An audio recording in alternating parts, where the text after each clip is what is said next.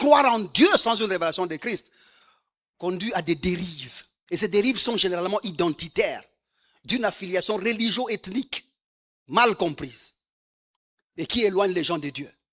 Les gens ont vu la vie d'Abraham, ils se sont identifiés à Abraham, ils se sont même associés à la famille d'Abraham. Ils ont même appelé Abraham père.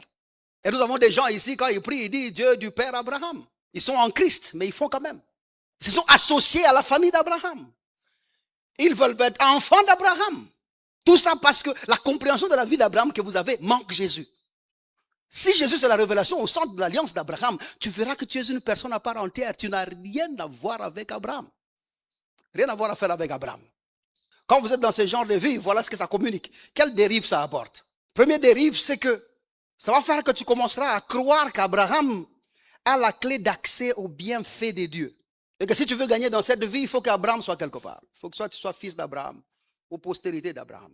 Ou que tu naisses de la famille d'Abraham. Nous avons vu beaucoup de chrétiens être associés à la famille d'Abraham parce qu'on les a inculqués que tu ne peux pas gagner sur cette terre sans Abraham. Et qu'Abraham était le détenteur de toutes les bénédictions de Dieu. C'est à lui que Dieu a donné tout l'argent. Et ces gens-là pensent qu'ils sont bénis et ne peuvent avoir de richesses sur cette terre qu'à cause d'Abraham. Et sans Abraham, ils ne peuvent pas gagner. Et ils veulent le communiquer, ils veulent que les gens le sachent. Qu'Abraham est la source des biens matériels. Et que les bénédictions spirituelles, c'est Jésus qui les donne. Mais si tu veux avoir les bénédictions matérielles, il faut avoir allégeance à Abraham.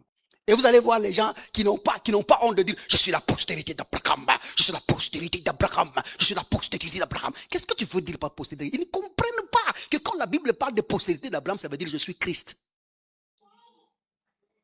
Tu es avec moi jusque-là? Et ils disent « Je suis la postérité d'Abraham » parce qu'ils pensent que... et puis ils vont dire « Ça nous appartient, les voitures sont à nous, je suis la postérité d'Abraham, les maisons sont à nous, les États sont à nous, nos États sont à nous ».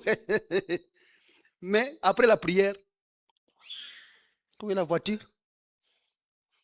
Tu es dans le vide. Parce que tu es dans la mauvaise famille. Quitte cette famille-là avant que tu ne meurs. Le peu de temps qui te reste là, entre dans la famille de Dieu. Tu n'es pas fils d'Abraham. En Christ, tu es enfant de Dieu.